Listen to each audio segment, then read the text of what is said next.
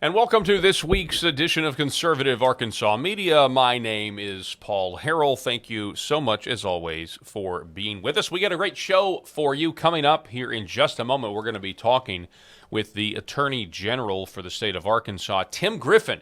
Will be joining us to break down criminal justice reform, the new law that was signed about a month ago by Governor Sarah Huckabee Sanders, and we'll know more about that. He is going to do a great job laying out the context behind this, everything that led to this. I mean, I know you've probably seen in your local newspaper, your local television station, an uptick in the reporting of crime, specifically violent crime, all across Arkansas. That has been one of the reasons why this legislative effort was I guess, taken on by the governor and by the legislature, and now we have a law. And Attorney General Tim Griffin is going to talk with us about that, here in just a moment.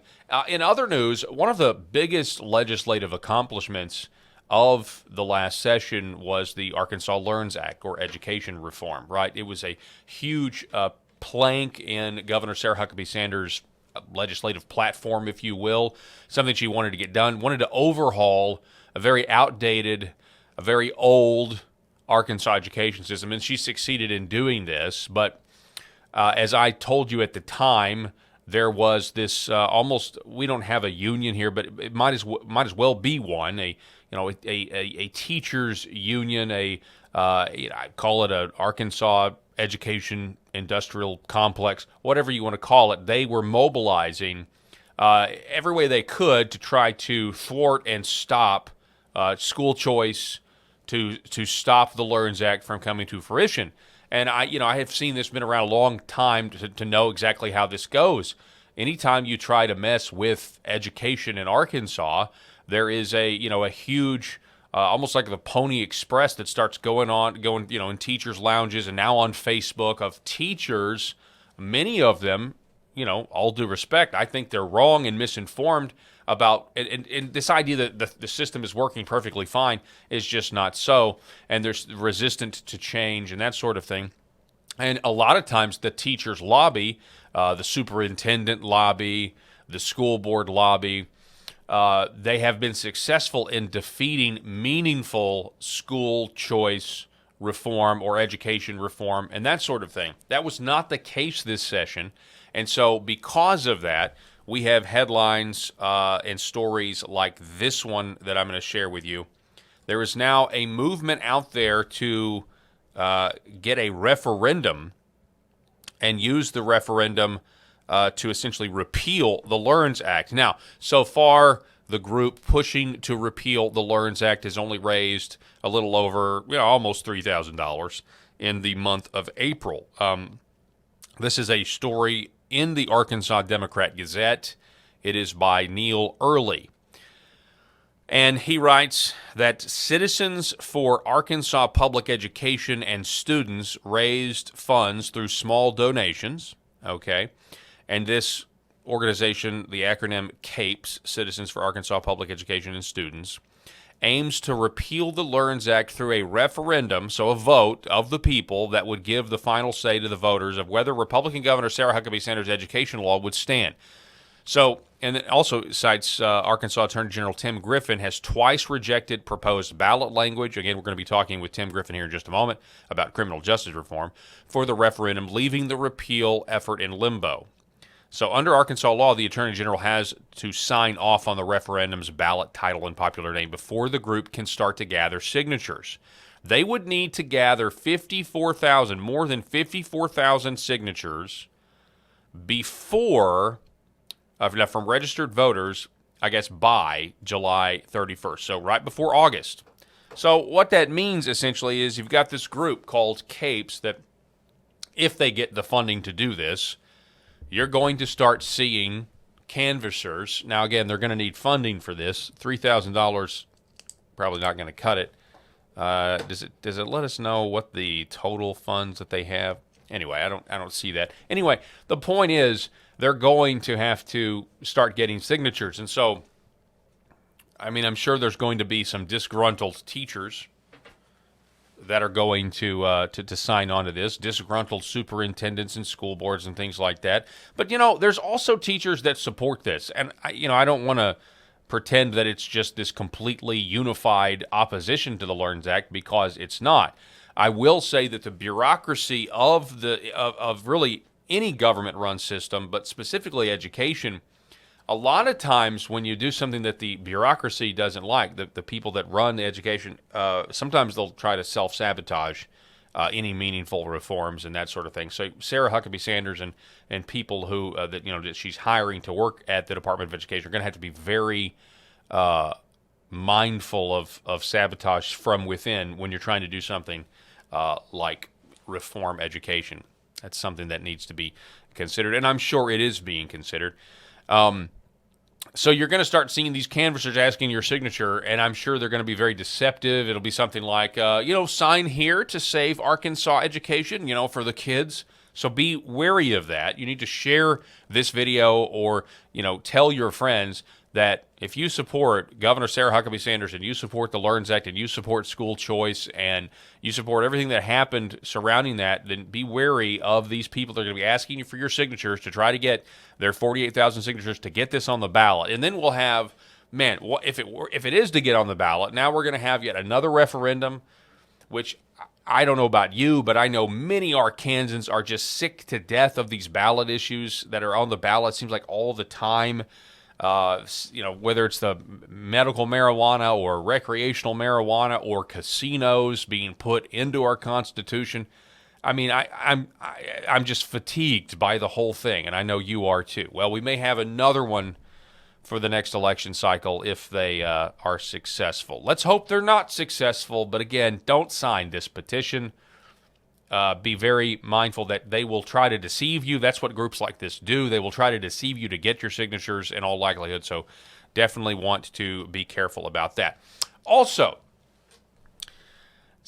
former Governor Asa Hutchinson is running for president. 2 weeks ago, we told you how he made a fool of himself on the Fox News channel. He was essentially outed by the host, Lawrence Jones, as not being a modern-day America First Republican, being like an old-school Republican, and that was very complicated. It was really embarrassing. Well, since then, and Asa also loves to go on CNN. We've documented this many times, but since then, more developments have happened. One of the things that happened was a liberal, woke New York jury in a civil trial, not a criminal trial, decided to find President Donald Trump liable for sexual assault, but not rape. And now I guess he can be sued for this. And Asa Hutchinson, this lady's name who made these charges from years and years ago, Asa Hutchinson is backing E. Jean Carroll. Now, many of you don't watch CNN unless it was that town hall where Donald Trump triggered leftists all over the place a couple of weeks ago or a week ago.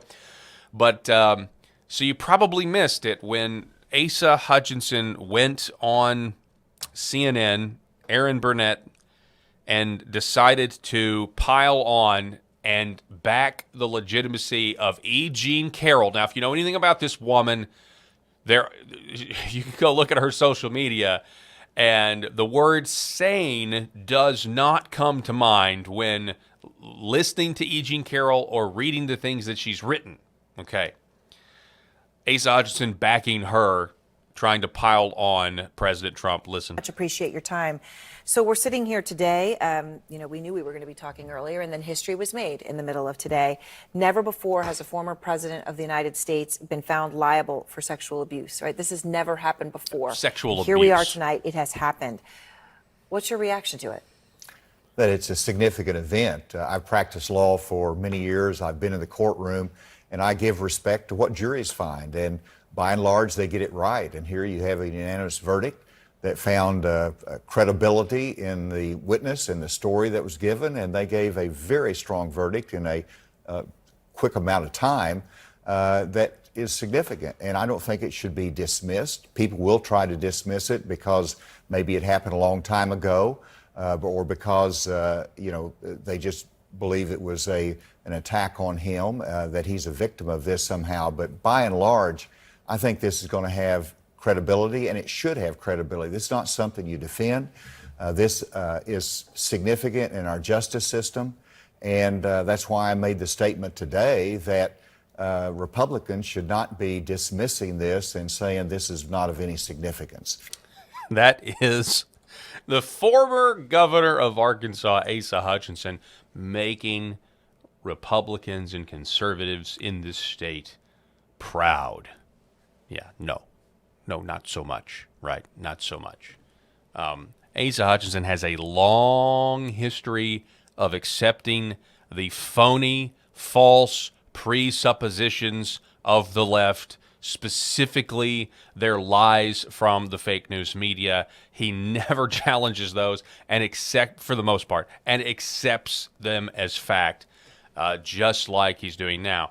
And, it's pathetic, actually. It is pathetic. Now, he is a piece on the board. He's a pawn on the board of corporate America, globalism, China. We've gone over that ad nauseum. And yeah, he's trying to win, and he's going to point out the differences between him and Donald Trump. But this is ridiculous. This is just another long line of the political persecution of a guy who obviously was trying to shake up the system to such a degree that everyone, in positions of power that stood to lose money, had a complete meltdown over, and as well as a lot of other things like foreign policy and that sort of thing. And that goes in with the money. But let's just real quick. I have to show you this because we have to actually dive into. Now I'm forced to dive into exactly who it is that former Governor Asa Hutchinson is backing. Again, backing E. Jean Carroll and her claims against President Donald Trump. Politics makes strange bedfellows. Here's a story from a website, nationalfile.com. In 2016, E. Jean Carroll, one second, let me get this graphic out of here. In 2016, E. Jean Carroll article on how to sue for sexual harassment is strikingly similar to her false Trump allegations. Before E. Jean Carroll sued President Trump on phony sex allegations or accusations, she was instructing other women on how to do the same thing. E. Jean Carroll wrote an article in 2016 titled, "Ask E. Jean, Should I Sue My Fraudulent Boss and Ex for Sexual Harassment?" And Carroll's article reads similar to her lawsuit against President Trump, which she filed in 2022, almost 6 years after she wrote the article. A New York jury recently ruled that Trump did not rape Carroll, as her lawsuit claims. So that's the truth. So if that's what's so maddening about this. What's so maddening about this is if Asa Hutchinson were to be honest, he would have realized that there were accusations in her lawsuit that the jury didn't buy. One of those was rape. Okay? Carroll's unfounded lawsuit claims that in the 1990s, she and Trump ended up in a dressing room at the Bergdorf Goodman department store in Manhattan, and the unfounded lawsuit claims that the door was shut and Trump forcibly kissed her and pulled down her tights and raped her. The similarities between Carroll's article and her lawsuit are striking. A passage from Carroll's Ask E. Jean, Should I Sue My Fraudulent Boss and Ex for Sexual Harassment? Reads, quote, "Worse, he's insinuating himself upon me, grabbing areas of my body and when no one is looking and inviting me to posh hotels for sex. Things like that. I'm thinking of suing him for sexual harassment, or should I threaten to expose him to partners and suppliers?" So E. Jean Carroll's other writings read like a bad Carrie Bradshaw article from Sex and the City with titles like, "Ask E. Jean, Should I Keep the Dream or the Dream Guy?" "Ask E. Jean, I'm suddenly no longer attracted to my fiancé." And so then we have this story, again, up at National File. E. Jean Carroll's social media posts show she has a Trump sex obsession. Now, again, this is the woman that Asa Hutchinson is backing to try to score, desperate to score any political relevancy at all in the Republican primary. E.g., and by the way, donors are people like Asa Hutchinson and others are quietly, according to reports, anybody that's running in the Republican primary, other than Trump, I should say, okay, they're telling donors, just wait. He's going to be indicted more.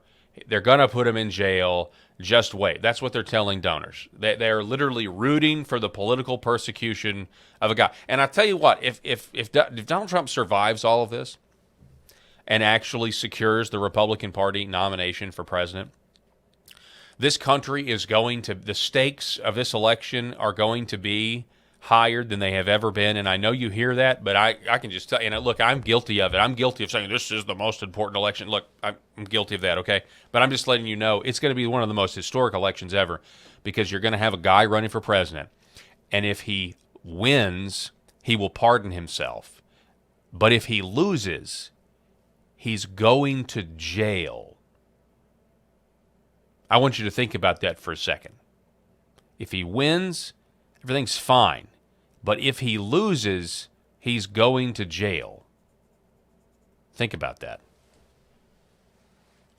Whether it's a county prosecutor in New York, whether it's a county prosecutor in Georgia, or whether it's the U.S. Justice Department just going to completely embrace the weaponization that was just exposed in the Durham report and go ahead and double down and, indict a president over, documents or whatever they want to make up at this point, right?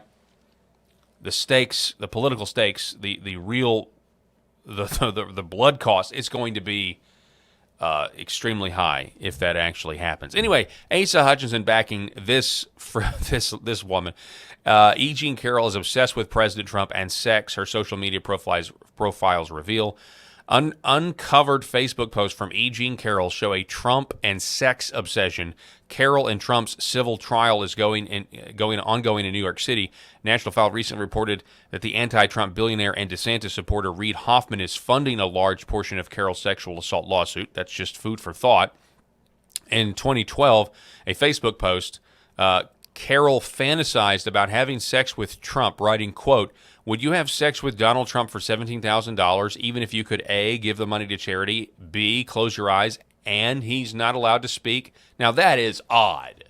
That is an odd statement to make. Asa Hutchinson believes her because he respects the jury in New York. Really? A New York jury? If you ever needed any more proof that Asa Hutchinson was never one of us, this is your proof. In another post, Carroll sexually fantasized about Obama, Putin, and Maxine Waters, writing, and I'm not going to say this. You can read it on their screen. I'm just going to call it BDE. BDE. Obama's got it. Putin's got it. Maxine Waters has got it. Who's on your BDE list? Carroll also fantasized, now it gets weirder, she fantasized about having sexual relations with Ryan Seacrest, Dick Cheney, and Steve Jobs.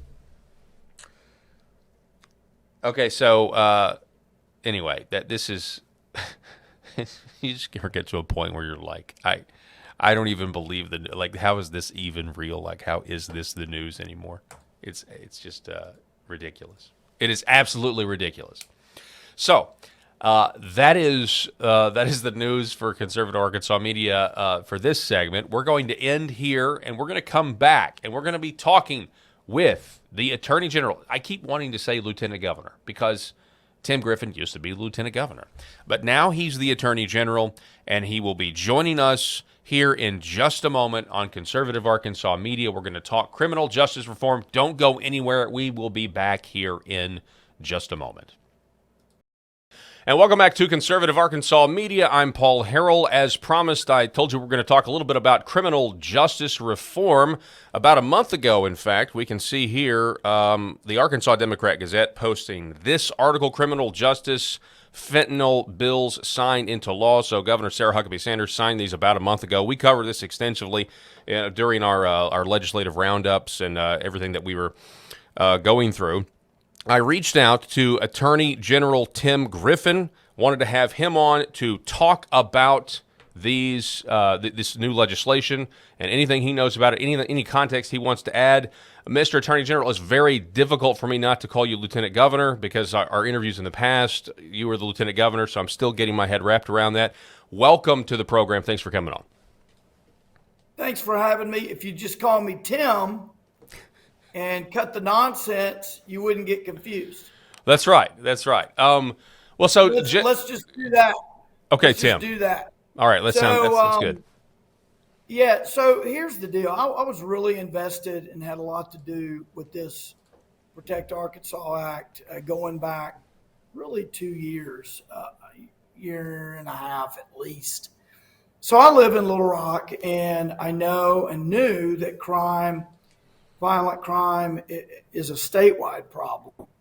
But about a year and a half ago, I started looking at articles as I read them in the paper and articles online and stuff on TV. And as I heard about a rape or a murder or, armed robbery or whatever, I would read these articles because the lesser crimes generally aren't going to make the press. And I started asking the question, how many of these criminal acts today that I'm reading about are being committed by people out on parole? I didn't know the answer to that.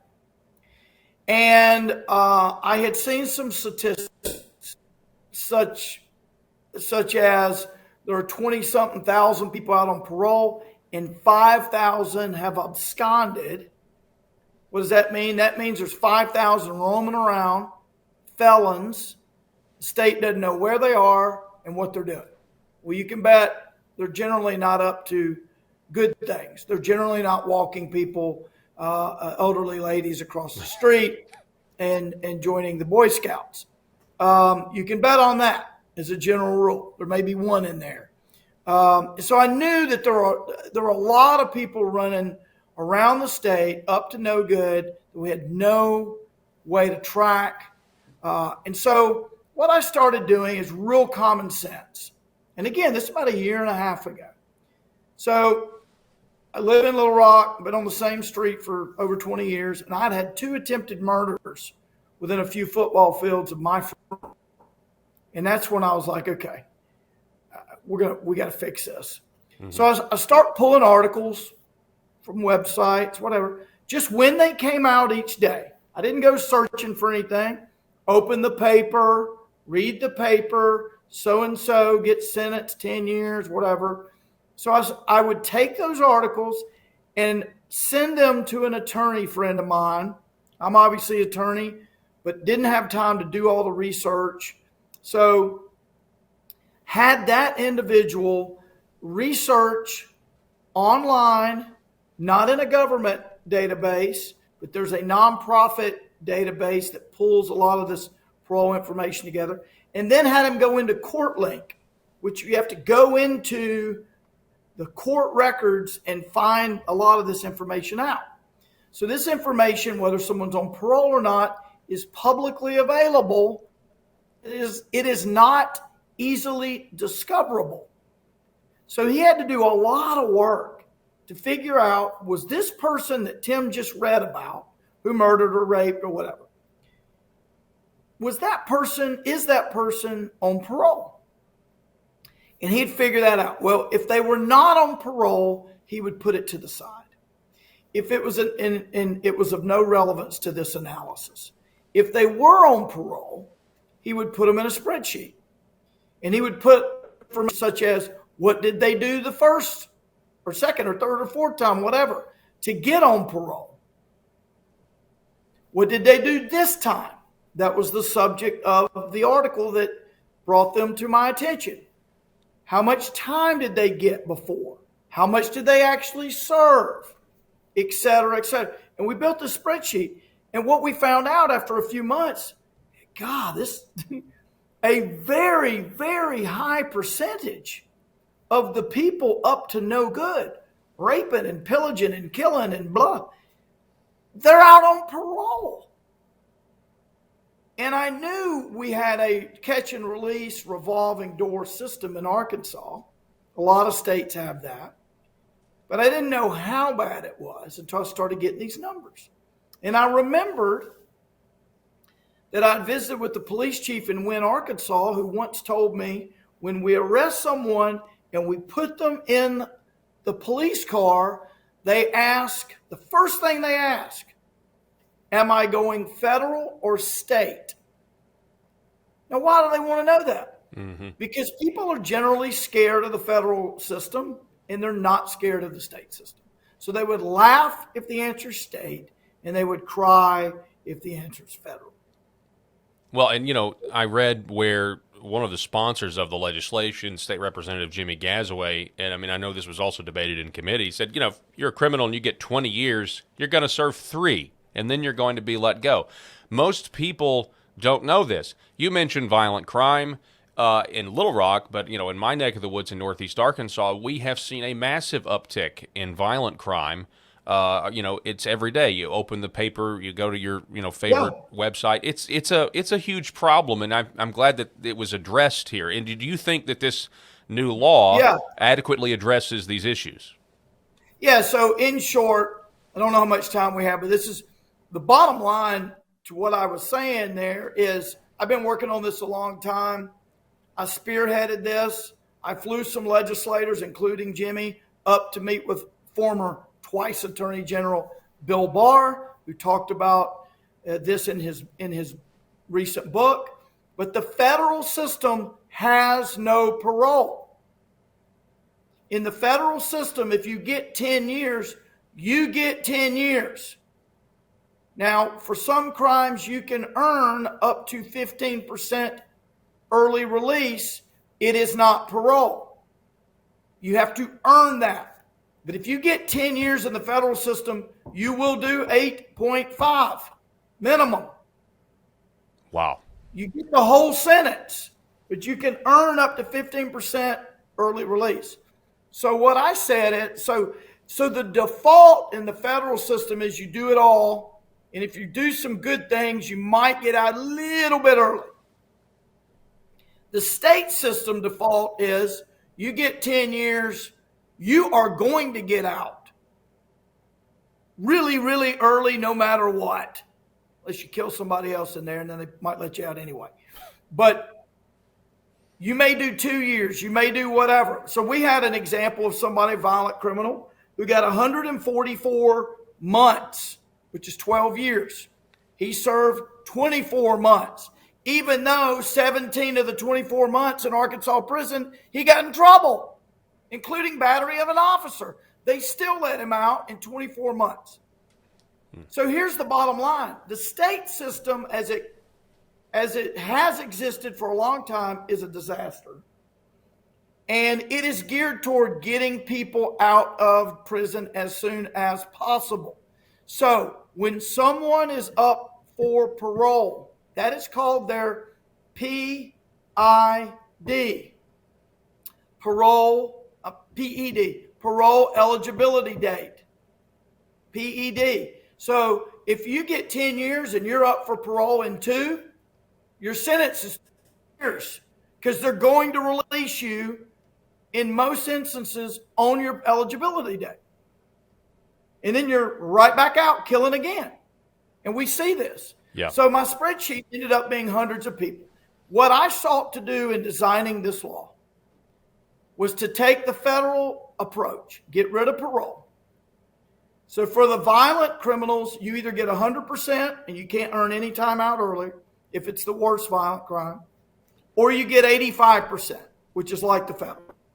For nonviolent, for those who are more likely to be rehabilitated, for those who are more likely to be able to integrate into civil society and row in the same direction, nonviolent, you still get the 100% sentence, but you can earn up to 50% off or even 75% off, nonviolent only, but it's not a default. The default is you do all 100% of your sentence.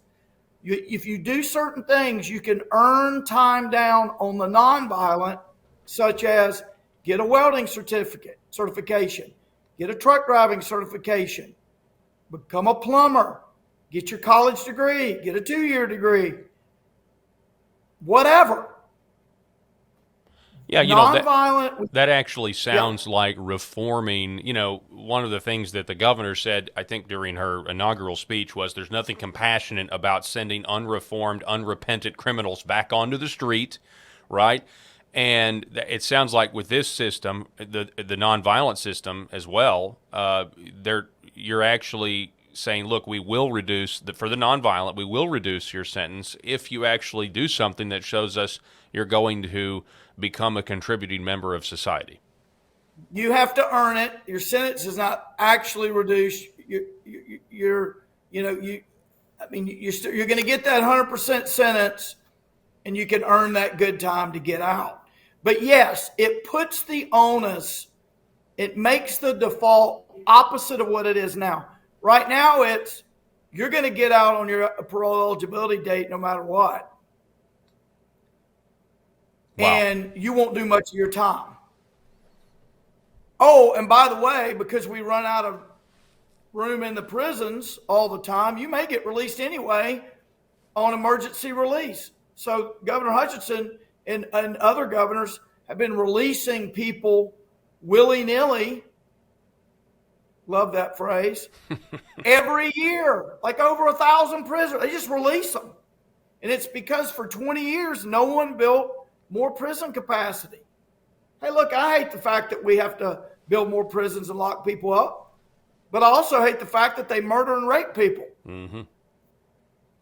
Come on. Yeah, that's exactly where I was about to go. I don't know how else to put it. I don't know how else to put it. It is asinine. It is foolish. It is crazy to take these people who are violent criminals who have proven it and release them and say, have a good day. Those people that are behind that and who defend that, they ought to have to live right next to them.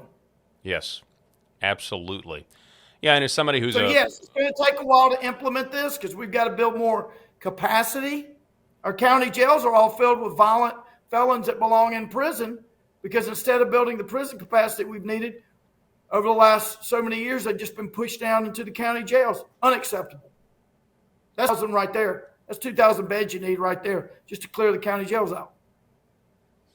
Yes, that was my next question, is the prisons. So we're going to build new prisons, going to alleviate the county. I mean, yeah, we have to. I mean, as somebody who considers myself somewhat of a limited government guy, this is the responsibility of government. Foundation. Yes, this is the reason you have a government, so that you can, be safe and have a peaceful life. This is one of the functions of government, is to lock up criminals. There's a lot of things that government does that people either like or dislike. And you can like bike paths, but bike paths are no good if you're going to get a bullet in your head while you're riding your bike. That's exactly right. That is exactly right. Well, Attorney General Tim, thank you for coming on the program. We really appreciate your time. It was a very helpful way to dissect everything that this bill does, and I know there's more that it does. It's going to take a while. It's got to get implemented.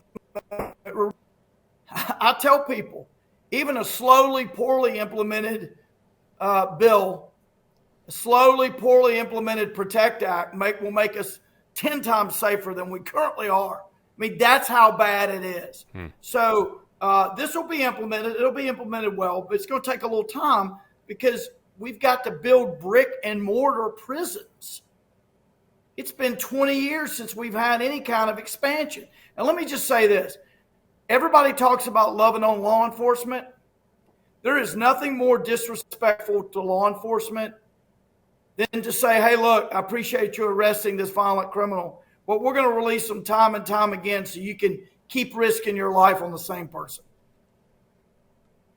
Yeah. It's disgusting, and shame on people who advocate for that. Yeah, that's very well said. Attorney General Tim Griffin, thank you so much for coming on the program. Really appreciate it. Peace. All right, folks. See you, man. You're the best. Yes, sir. This is Conservative Arkansas Media. Thanks for watching.